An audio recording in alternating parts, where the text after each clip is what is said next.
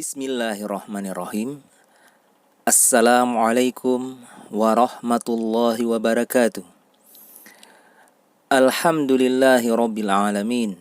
Wabihi nasta'inu ala umurid dunya waddin. Ashhadu an la ilaha illallah wahdahu la syarikalah. Wa ashhadu anna muhammadan wa ala alihi wa ashabihi wa man tabi'ahum bi ihsanin ila yaumiddin, amma ba'd. Baik, anak-anakku sekalian, kembali kita bertemu pada pelajaran pendidikan tauhid untuk kelas 4 dan kita telah masuk pada pertemuan yang kelima. Dan alhamdulillah pada kesempatan kali ini kita telah masuk pada pelajaran yang kelima pula. Adapun tema pada pembahasan kali ini adalah tentang tauhid rububiyah. Sebelum kita membahas apa itu tauhid rububiyah, ada beberapa pertanyaan yang membutuhkan jawaban.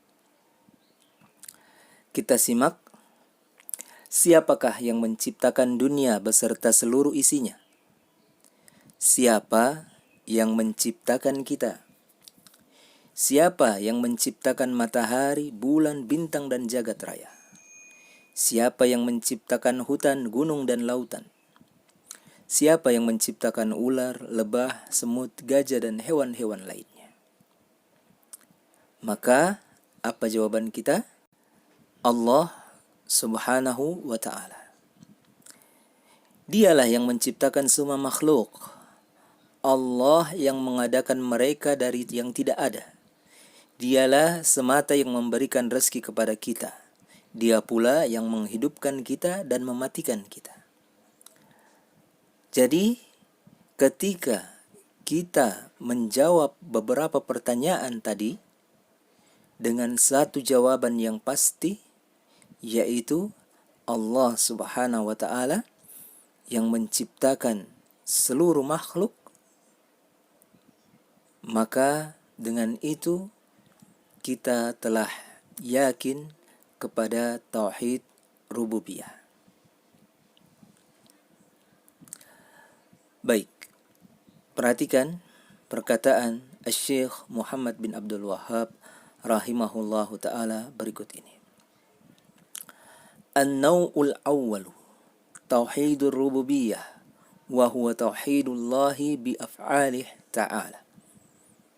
Artinya, jenis yang pertama, jadi tauhid pada pelajaran sebelumnya telah kita sebutkan bahwa dia terbagi menjadi 3 jenis, ya, yaitu tauhid rububiyah, tauhid uluhiyah, dan tauhid asma wa sifat. Maka di sini disebutkan tauhid jenis yang pertama yaitu tauhid rububiyah. Tauhid rububiyah adalah mengesahkan Allah dalam semua perbuatannya. Ya. Jadi mengesahkan Allah dalam semua perbuatannya. Apa maksudnya? Perhatikan. Makna mengesahkan Allah dalam semua perbuatannya adalah meyakini, lihat, meyakini bahwa Allah semata, Allah satu-satunya yang menciptakan semua makhluk, memberikan rezeki kepada mereka, dan mengatur segala urusan. Ya. Jadi ketika kita yakin bahwa hanya Allah semata, Allah satu-satunya yang menciptakan seluruh makhluk yang ada di permukaan bumi, maka kita telah meyakini tauhid rububiyah. Ya. Dengan meyakini Allah yang menciptakan seluruh makhluk, memberikan rezeki kepada mereka dan mengatur segala urusan, kita telah mengimani tauhid rububiyah. Mengapa seperti itu? Karena memang manusia dengan fitrahnya meyakini bahwa Allah sajalah yang menciptakan, memberi rezeki, dan mengatur alam ini. Semua manusia mengetahui dan mengakui hal itu. Perhatikan, semua manusia, bukan hanya yang beragama Islam, tapi yang beragama selain Islam juga meyakini hal ini. Ya. Karena itu pertanyaannya, apakah orang yang mengakui tauhid rububiyah saja telah menjadi seorang muslim? Jawabannya tentu tidak. Ya. Karena ini adalah fitrah. Ya. Fitrah manusia untuk meyakini hal tersebut. Ya. Untuk memastikannya kita simak penjelasan Syekh Muhammad bin Abdul Wahhab rahimahullahu taala berikut ini. Kita baca dulu Arabnya. Wa qad aqarra bihi al-kuffaru ala zamani Rasul sallallahu alaihi wasallam wa lam yudkhilhum fil Islam. Wa qatalahum Rasulullah sallallahu alaihi wasallam wastahalla dima'ahum wa amwalahum. والدليل قوله تعالى قل من يرزقكم من السماء والأرض أمن يملك السمع والأبصار ومن يخرج الحي من الميت ويخرج الميت من الحي ومن يدبر الأمر فسيقولون الله فقل أفلا تتقون. Kita lanjutkan perkataan Syekh, wa qauluhu ta'ala qul limanil ardu wa man fiha in kuntum ta'lamun sayaquluna lillahi qul afala tadhakkarun. Qul man rabbus samawati sab'i wa rabbul arshil azim sayaquluna lillah qul afala tattaqun. Qul man biyadihi malakutu kulli syai'in wa huwa yujiru wa la yujaru alaihi in kuntum ta'lamun sayaquluna lillahi fa anna tusharun. Kita simak artinya. Dan sungguh orang-orang kafir pada masa Rasulullah SAW diutus, mereka telah mengakui apa yang diakui, mengakui tauhid rububiyah. Akan tetapi hal itu belum memasukkan mereka ke dalam agama Islam. Jadi orang yang mengakui atau meyakini tauhid rububiyah, maka belum tentu mereka bisa langsung beragama Islam. Rasulullah SAW tetap memerangi mereka dan menghalalkan darah serta harta mereka.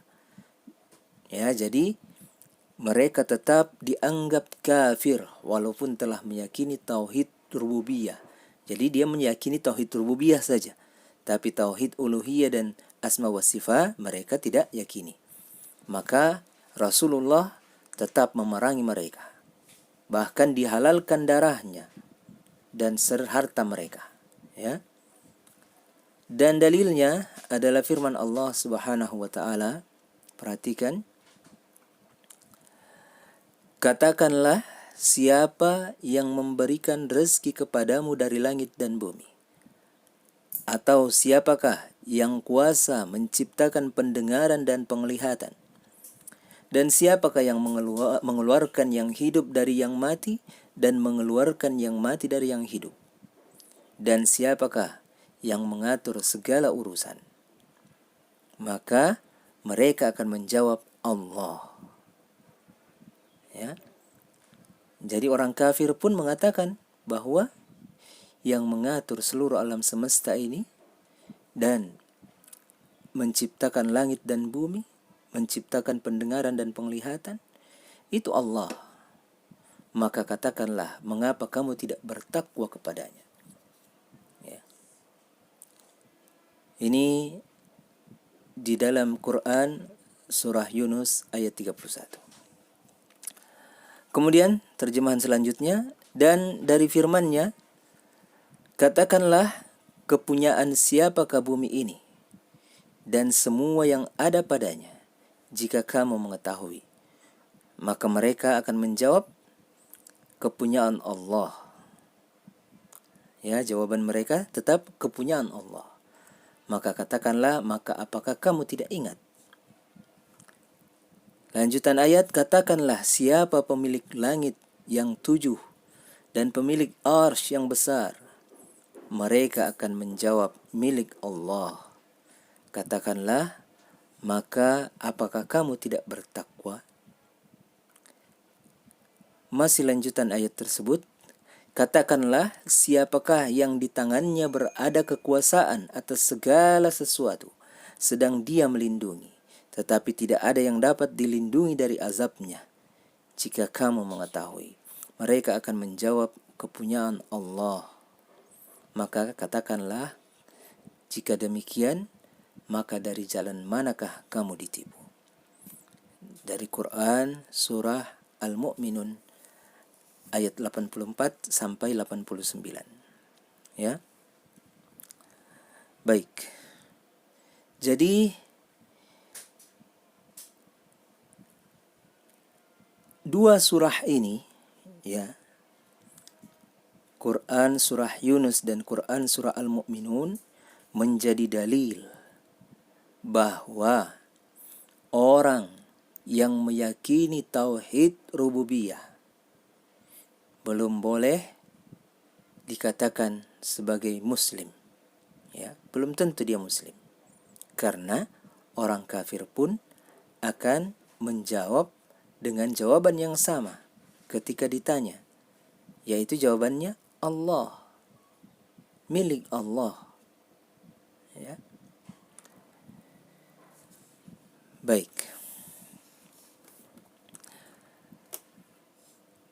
Perhatikan, orang yang meyakini bahwa Allah adalah yang menciptakan dan memberikan rezeki kepadanya, akan tetapi dia tidak mau beribadah hanya kepada Allah saja, dan dia tetap beribadah kepada sembahan lainnya, ya, sesembahan selain Allah bersama Allah, maka orang seperti ini adalah musyrik, pelaku kesyirikan. Ya, pelaku kesyirikan. Ya. Ini jika dia orang muslim misalnya, dia mengaku Islam, ya, karena telah mengucapkan 2 kalimat syahadat, dia telah sholat, ya, dia berpuasa, berhaji, ya, tetapi di dalam ibadahnya, ya, dia tetap menyembah sembahan lain, walaupun dia juga menyembah Allah, tapi masih menyembah selain Allah, maka orang seperti ini adalah musyrik atau pelaku kesyirikan. Ya, dan dosa kesyirikan adalah dosa yang terbesar. Baik, jadi itu tauhid rububiyah, di mana dengan meyakini tauhid rububiyah belum cukup memasukkan kita ke dalam agama Islam. Ya, jadi tauhid yang ada 3 jenis itu harus sempurna, ketiganya kita miliki. Satu saja yang hilang, maka tauhid kita belum benar. Ya, belum benar. Baik. Saya rasa cukup materi kita pada kesempatan kali ini.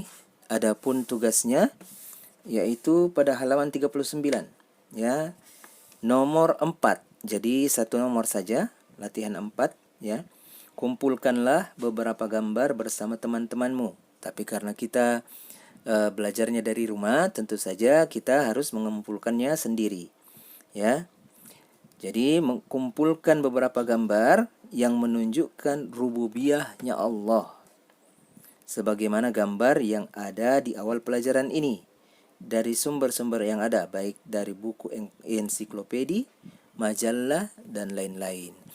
Jadi tugasnya ini, ya, ambil gambar, kemudian digunting, ya, digunting, ditempelkan dalam satu lembar kertas HVS, ya, kertas HVS putih, ya, ditempelkan gambar-gambarnya sampai memenuhi kertas tersebut.